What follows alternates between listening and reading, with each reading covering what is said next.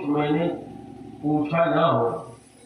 और राम रहस्य अनेका कहु नाथ अति विमल विवेका।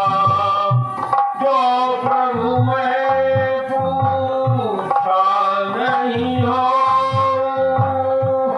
सो दयाल राखहु जनि कोई। प्रेम से बोलो गुरुदेव भगवान की जय। अब इसी में से एक एक तत्व पर हम लोग चल रहे हैं। पहले माता पार्वती ने कहा कि ज्ञानी मुनि लोग जिस तत्व का ज्ञान करके मगन रहते हैं, भक्त जिसका ध्यान करके भक्ति पा जाता है और भगवान जिसके सेवक बन जाते हैं, और योगी लोग जिसकी उपासना करके विरागी हो जाते हैं, वह सब विभाग सहित हमको बताइए। और राम जी के अनेक रहस्य हैं। गोस्वामी जी ने इसका वर्णन, इसका हिंट गुरु वंदना के प्रकरण में ही कह दिया था। उभरहि विमल विलोचन हिय के मिटहि दोष दुख भव रजनी के। जब गुरु की कृपा होती तो क्या होता है? सूझहि रामचरित मणि मानिक। कैसा चरित्र? गुप्त प्रगट जो यही खानिक। कैसे? यथा सुअंजन साधक सिद्ध सुजान।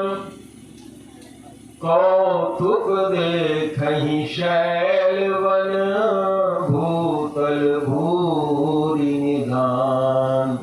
साधक भी, सिद्ध भी और सुजान भी, तीनों उस चरित्र को, उनके गुप्त और प्रकट चरित्र को देखते और सुनते हैं, और मूढ़ लोग उसमें और खो जाते हैं, मूढ़मती हो जाते हैं।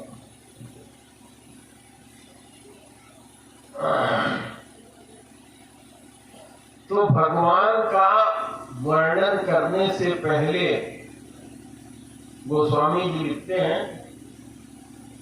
मगन ध्यान रस दंड जुग पुनिवन बाहर किन्ह। दो दंड, दंड जुग,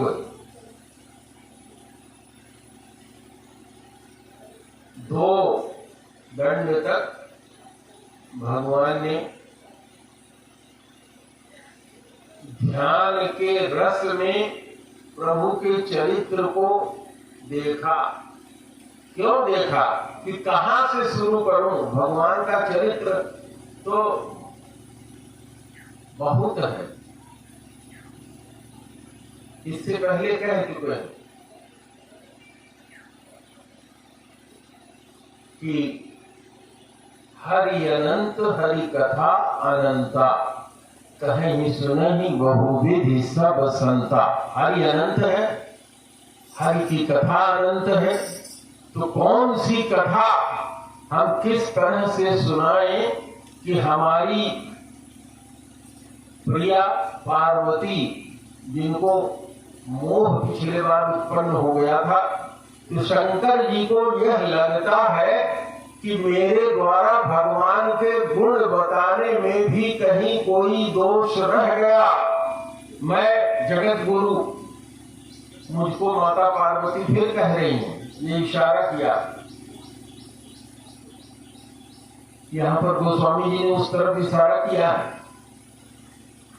तुम त्रिभुवन गुरु वेद बखारा, आन जीव पावर का जाना।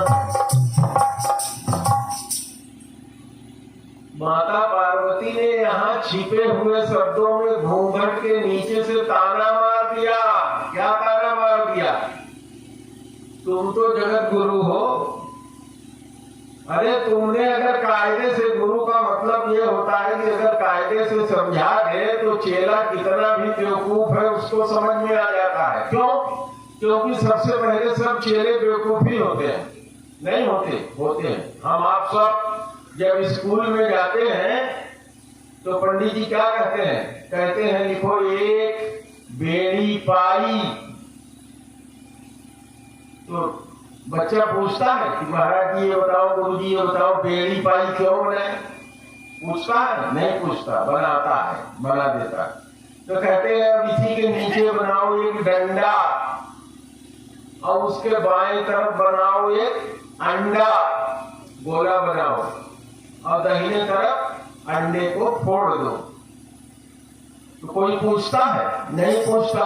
तो पार्वती जी यही शंकर जी से कह रही हैं, अरे तुम तो जगत गुरु हो, तुमने कायदे से हमको पढ़ाया नहीं। अगर पढ़ाए होते, संसार के सारे जीव तो पामर हैं, उनकी बुद्धि इस लायक है नहीं कि वो राम के गुण को जान सके।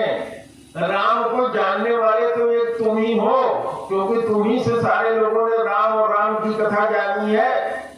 और तुमने हमको कायदे से अगर समझाया होता तो हमारी वो दुर्गति नहीं होती जिस तुमको पाने के लिए तुमने इतनी बड़ी प्रतिज्ञा कर लिया कि शिव संकल्प की न मनमाही, यही तन सती भेंट बनाई।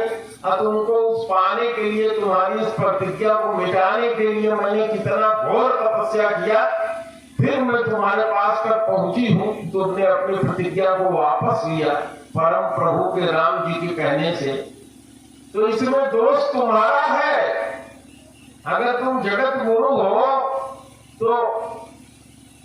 तो भगवान शंकर ने कहा नहीं नहीं नहीं पार्वती, तुमने वो पढ़ने वाली शैली नहीं थी, क्योंकि तुम दक्ष कुमारी थी, तुम अपने को दक्ष समझ रही थी। वो विद्यार्थी जो पढ़ने जाता है उसको पहले से कुछ पता नहीं रहता, लेकिन तुम तो पहले से सब जानकार होने का दम्भ तुम्हारे मन के अंदर था। तो वो कहती है कि प्रभु ले मैं फिर से कह दे रही हूँ कि जो कुछ मैंने पूछा नहीं हो, और जगत गुरु आप हो, तो मैंने इस बार आपको पूरा सरेंडर कर दिया। आप कायदे से मुझे समझाओ कि वो राम कौन है। पहले जो आप समझाए थे, इतना तपस्या करके आई हूँ तब भी मैं राम को जान नहीं पाई हूँ। तो अब मैं फिर पूछती हूँ कि मुझे फिर से समझाओ। तो इतना बड़ा प्रश्न जब उन्होंने कर दिया और कह दिया उनको, तो देखिए गोस्वामी जी एक के बाद एक लिखते हैं, अकारण नहीं लिखते हैं। ये जो चौपाइयां हैं सब सकारण आई हैं। इस पर आप विचार करेंगे तो आपको आनंद आएगा, और आनंद ही भगवान का दूसरा नाम है। भगवान का नाम है सच्चिदानंद, सत धन चित धन आनंद। जो भगवान के भक्त होते हैं भक्ति रस के आनंद में डूब जाते हैं। आनंद ही भगवान का दूसरा नाम है। तो गोस्वामी जी क्या लिखते हैं? शंकर जी के मन में क्या हुआ? हरहि राम चरित सब आए, प्रेम पुलक लोचन जल छाए। हर माने शंकर जी के ही माने हृदय में राम जी का सारा चरित्र आ गया, और प्रेम से इतने भर गए कि आंखों में आंसू हो गया। यही भक्ति का क्या है? लक्षण। यही भक्ति का लक्षण है।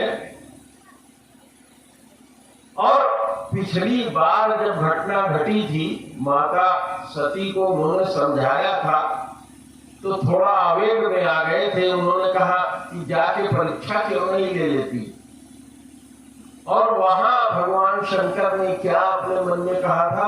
होई है न सोई जो राम रचि राखा, या होई है सोई जो राम रुचि राखा, अको करी तरक बढ़ा वही शाखा।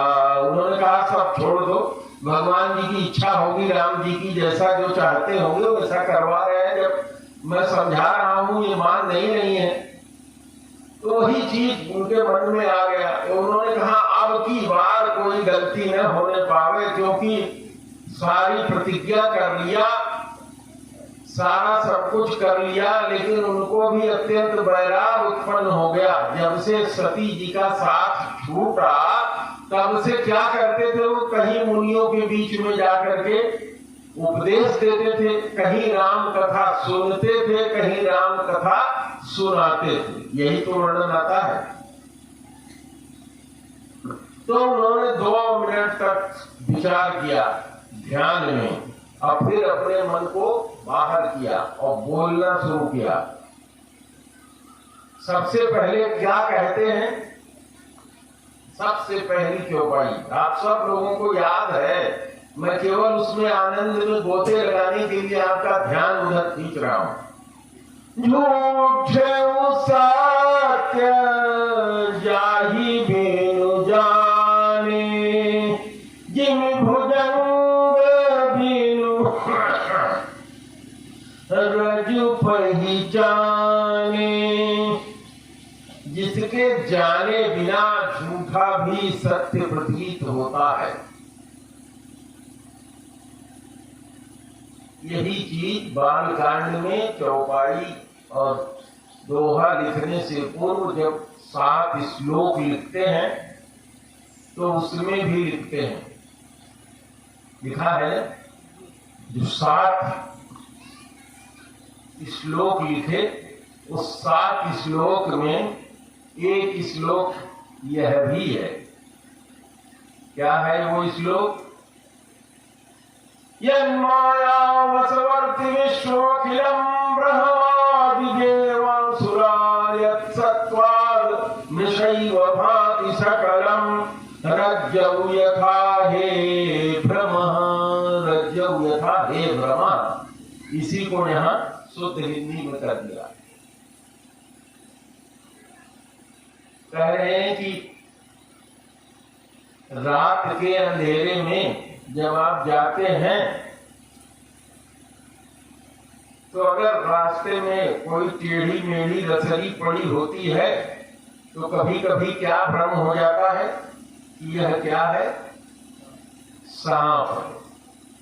और वह भ्रम क्या करता है, जैसे सांप को देख के भय उत्पन्न हो जाता है, शरीर कांप जाता है, चिहुक जाते हैं, हम पीछे की तरफ भागते हैं, वह सब कुछ हो जाता है। कुछ बाकी रहता है, सब हो जाता है। सांप के असली सांप के दिखने पर जितना कुछ उत्पन्न होता है वह सब भ्रांति है, वो भ्रांति, लेकिन आपको सच्चे जैसा दिख रहा है और सारी घटना क्रिया सब वैसे ही हो जाती है।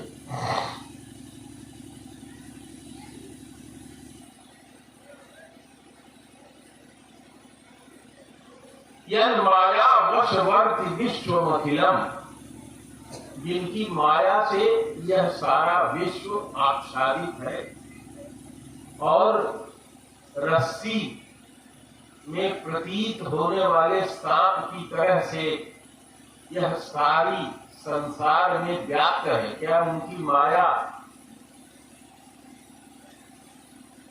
उसी का वर्णन उनके दिमाग में आता है और वो कहते हैं कि इस बार सती जी के समय में तो मैं चूक गया था, पार्वती जी को मैं समझाता हूं। तो उन्होंने सबसे पहली बात जो निकाला वो यही निकाला कि राम वो है कि जिनके जाने बिना झूठ भी सत्य प्रतीत होता है। जब राम को जान जाओगी तो झूठ और सत्य की पहचान हो जाएगी। और क्या कह दिया उसके आगे, क्वालिफाइंग चौपाई लगा दिया कि जिसको जान जाने के बाद, यानी किसको जान जाने के बाद, राम को जान जाने के बाद, जैसे रोशनी डाल दो तो रस्सी में सर्प की जो भ्रांति हो रही है वो क्या हो जाती है, दूर हो जाती है। अभी थोड़ी देर पहले आप उससे आगे नहीं बढ़ रहे थे, पीछे भाग के गए थे, और जब टार्च और डंडा लेके वहां पहुंचे और फिर से जलाया, देखा ये रस्सी है, तो हाथ से उस रस्सी को उठा लिया। लेकिन पहले क्या हिम्मत थी कि उसको उठाते? नहीं।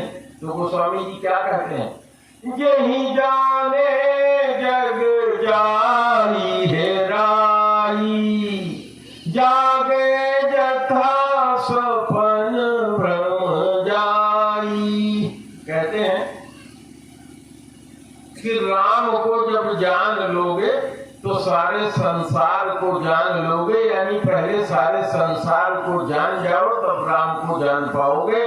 पहले रसरी को जान लेते हो रोशनी जला के, तब तो जानते हो कि ये सर्प नहीं है। इसी तरह से अगर चाहते हो कि राम को जाने तो पहले इस संसार को जान लो, तब राम को जान पाओगे। अन्यथा क्या होगा, यह संसार तुमको अपनी तरफ खींचेगा। ठीक है, पेट भरा नहीं है, भूख लगेगी तो भूखे भजन न होई गोपाला, ले ले अपन कंठी माला। यह आपका जो शरीर है, कल मैंने चर्चा किया था कि यह माया से ही बना है। भगवान ने अपनी माया से प्रकृति को उत्पन्न किया, महतत्व को उत्पन्न किया और उसमें अपने अहंकार रूपी बीज को डालकर सात्विक, राजसिक, तामसिक, उनके जो तामसिक अहंकार है उससे ये 5 महाभूत पैदा किया। इन्हीं 5 महाभूतों से इस शरीर को बनाया।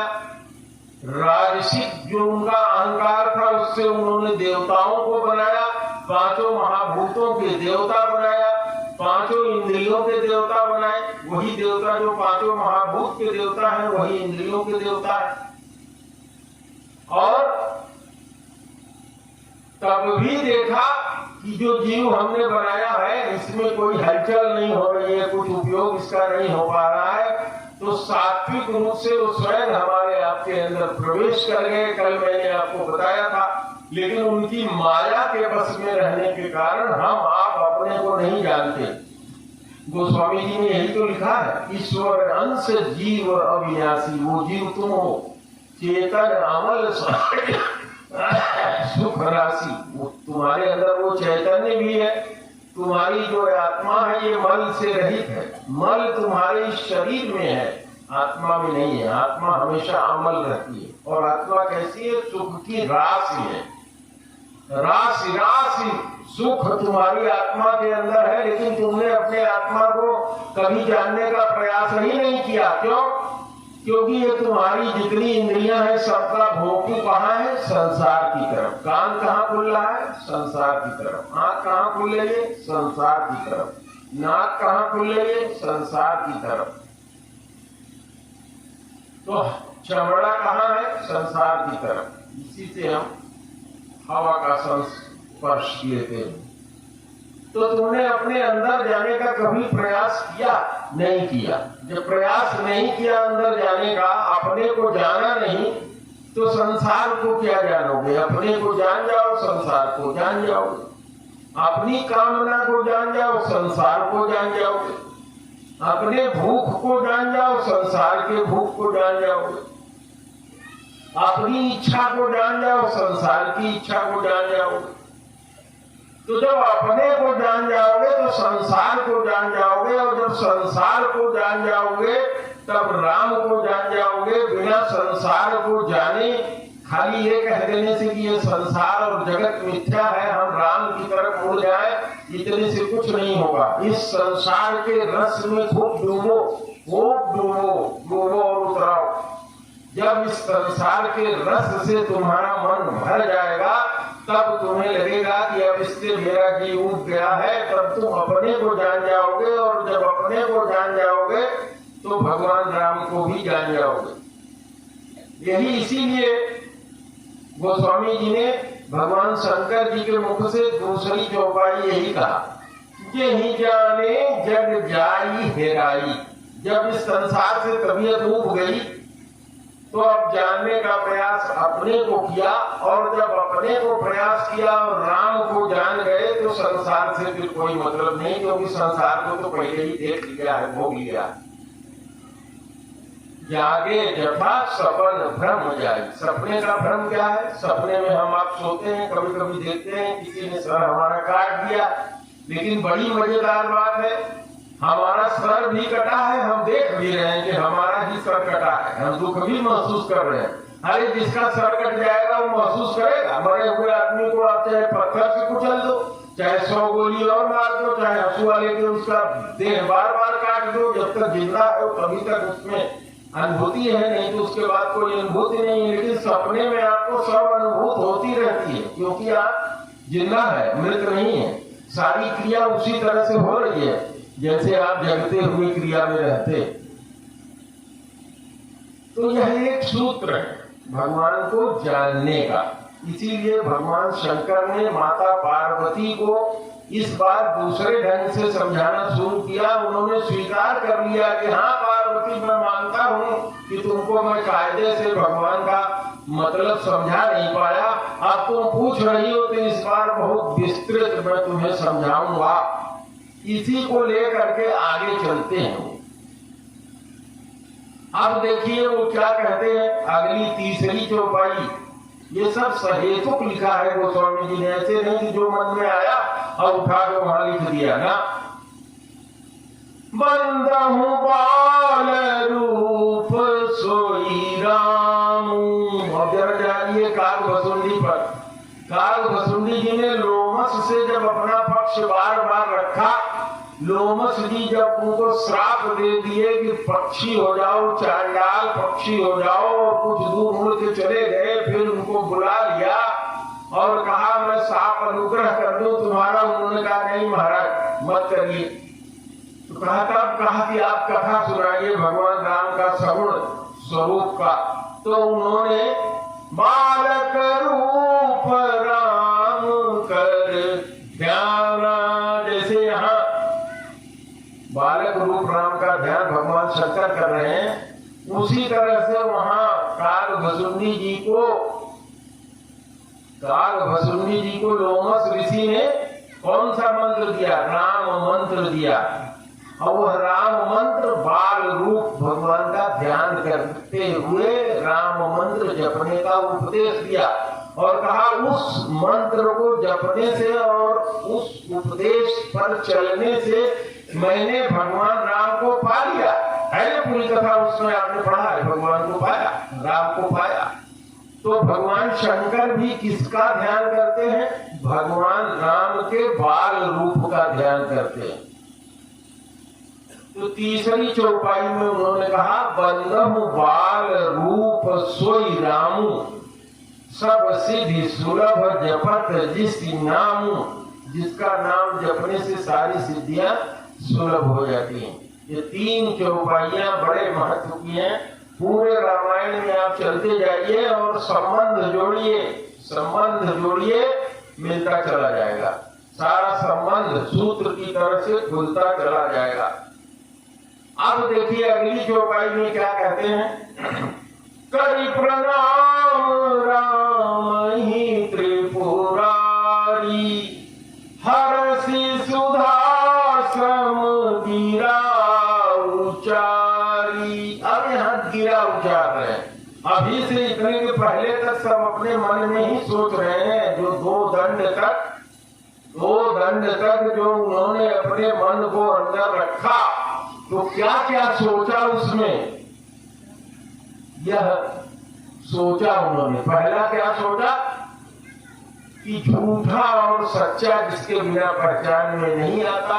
उदाहरण दिया जैसे भुजंग और रस्सी, जिसके जानने से ये संसार समाप्त हो जाता है। जैसे सपने का भ्रम। अपने मन में उन्होंने उसी बाल रूप भगवान को प्रणाम किया, तब उन्होंने अपनी वाणी को बाहर निकाला। इतना सब जो कुछ हुआ वो दुई दंड में उनके मन के अंदर हुआ। ये जो तुम्हारा मन है, जिसको तुम कहते हो हमारा मन नहीं किया, हम कथा सुनने नहीं आए, ये मन क्या है? ये मन है वेश्या। और तुम क्या हो? एक भागवत में कथा आती है, एक वेश्या के साथ पढ़ करके एक ब्राह्मण का पुत्र बहुत पतन की ओर चला गया, जिसका नाम आप सब लोग लेते हैं। हमारे भागवताचार्य जी बताए क्या नाम था? अजामिल। गणिका, अजामिल, दीप, ये सब राम के नाम से तर गए। आता है तो हम लोग अजामिल हैं। तुम में से कोई कह सकता है तुम्हारे लिए अजामिल नहीं हो? कौन है जिसने अपने मन पर कंट्रोल कर लिया है? हाथ उठाओ, उंगली उठाओ, जिसने अपने मन पर कंट्रोल कर लिया हो। जब तक तुम्हारा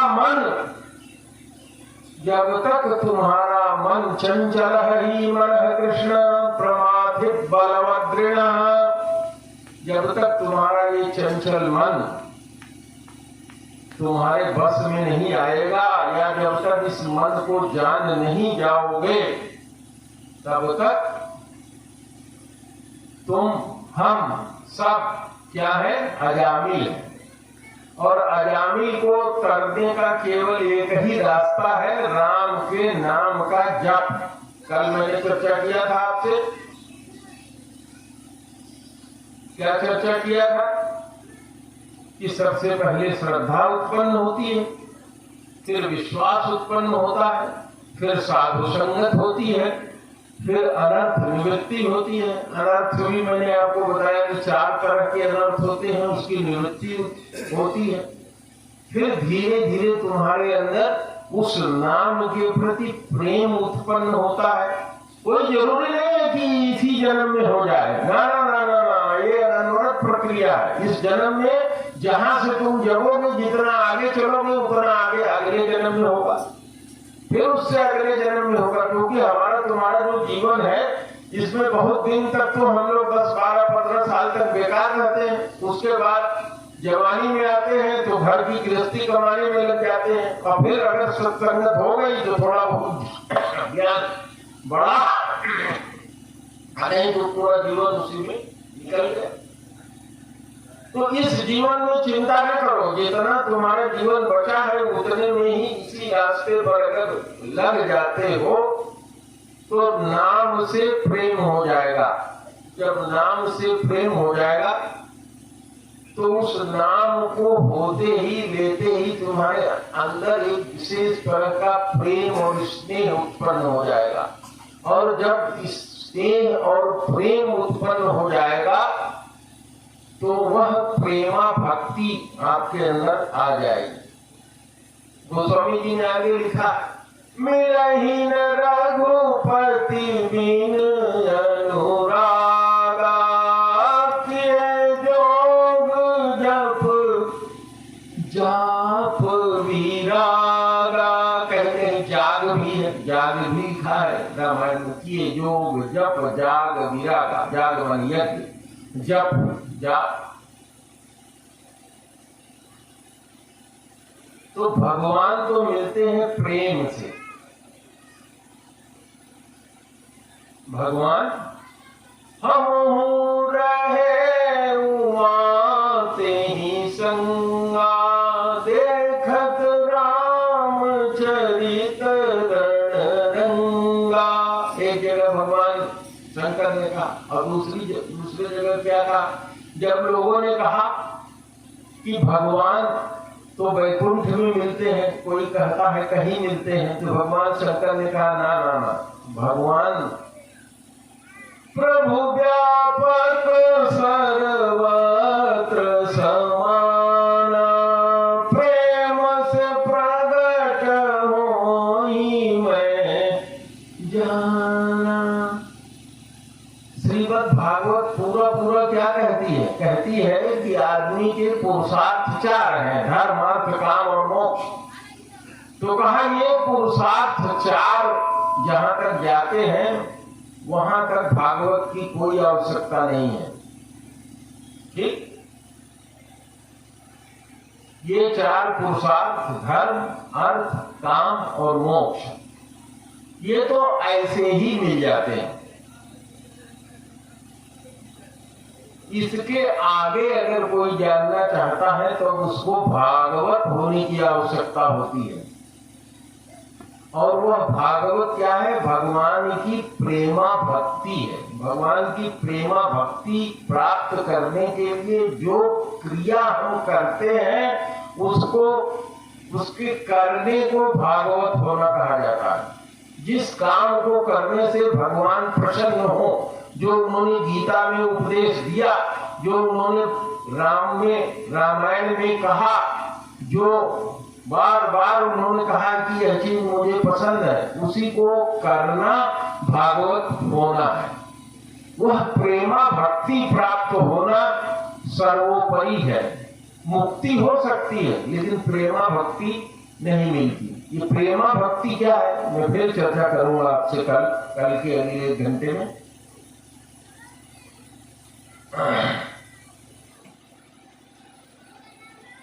अब इसी में चर्चा करते हुए भगवान समझाते हैं,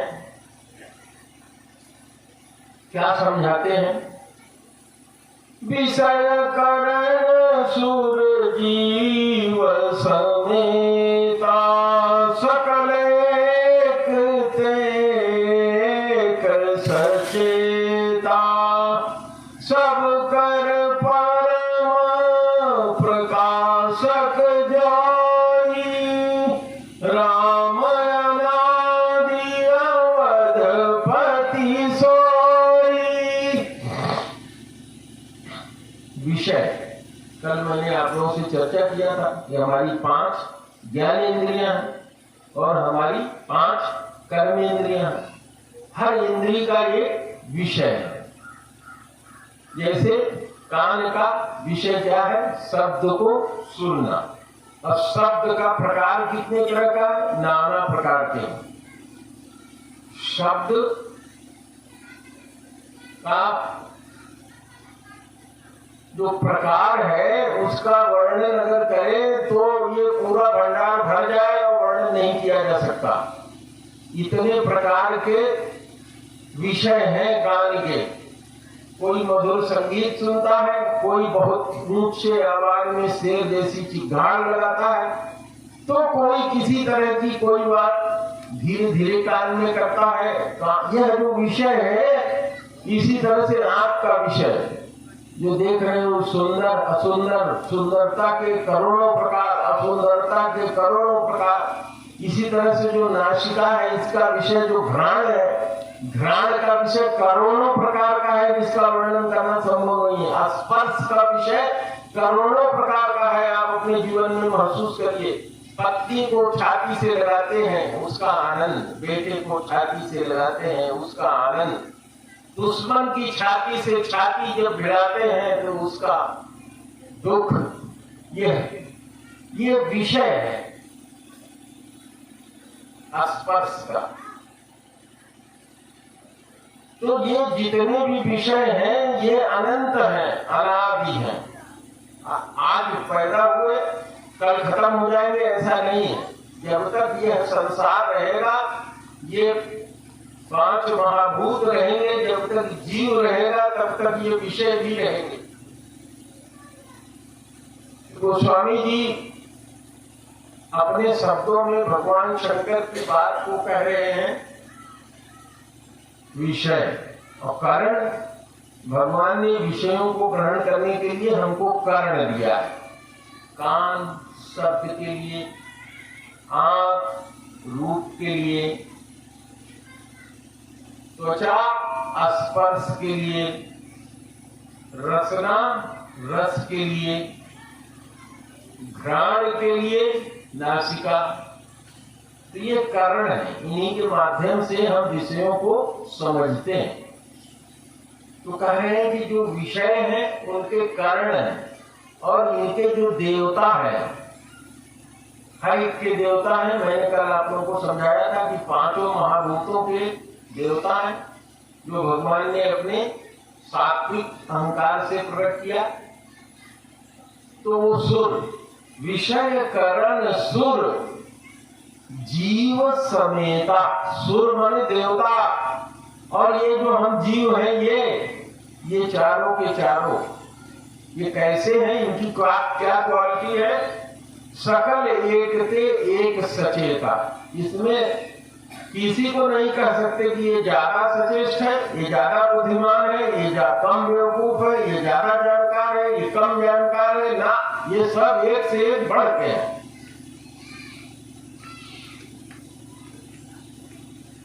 लेकिन ये सब के सब, चाहे पंखा चल रहा है, चाहे ये मोबाइल काम कर रहा है फोटो बनाने का, चाहे ये वाद्य यंत्र बज करके ध्वनि प्रकाशित करने का, चाहे ध्वनि के तेज में प्रसारण करने का, जितने भी यंत्र हैं सब में क्या प्रवाहित हो रही है? विद्युत। अगर विद्युत न हो तो कोई काम करेगा? कोई काम नहीं करेगा। तो इसी तरह से ये सब के सब जो प्रकाशित हो रहे हैं, उनको जो प्रकाशित करने वाला है, सब कर परम प्रकाशक जोई, राम अनादि अवधपति सोई। राम वही अनादि अवधपति हैं जो सबको प्रकाशित करते हैं। यानी देवताओं को भी जो प्रकाशित करता है, जीव को जो भी प्रकाशित करता है, सारे विषयों को जो प्रकाशित करता है, विषयों की ग्रहण करने वाली इंद्रियों को जो प्रकाशित करता है, जो सबको प्रकाशित करता है, वह राम है। इसमें उन्होंने कोई चीज छोड़ा ही नहीं। राम जी की सारी व्याख्या इसमें डाल दिया।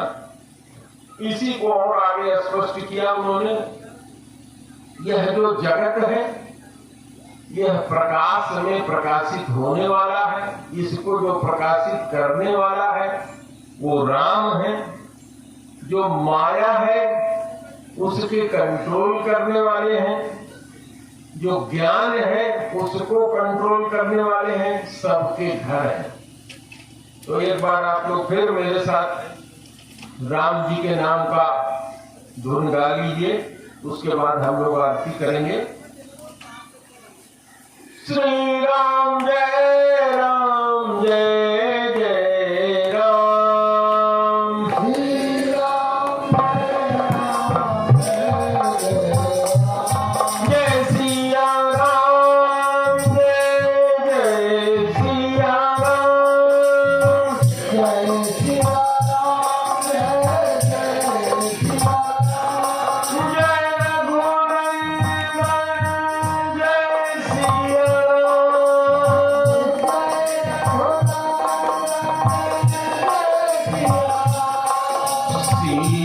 सीताराम जय सीताराम, सीताराम जय सीताराम, जप ले राम का नाम, जप ले राम का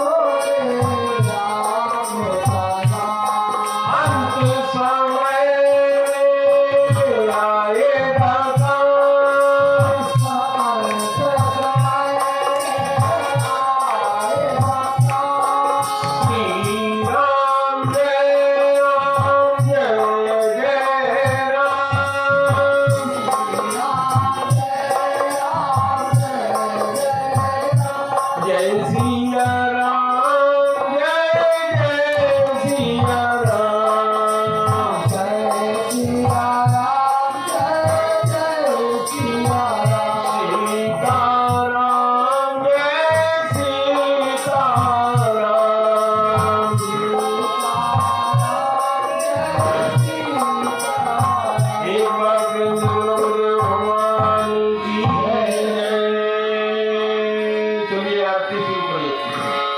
आरती सतगुरुदेव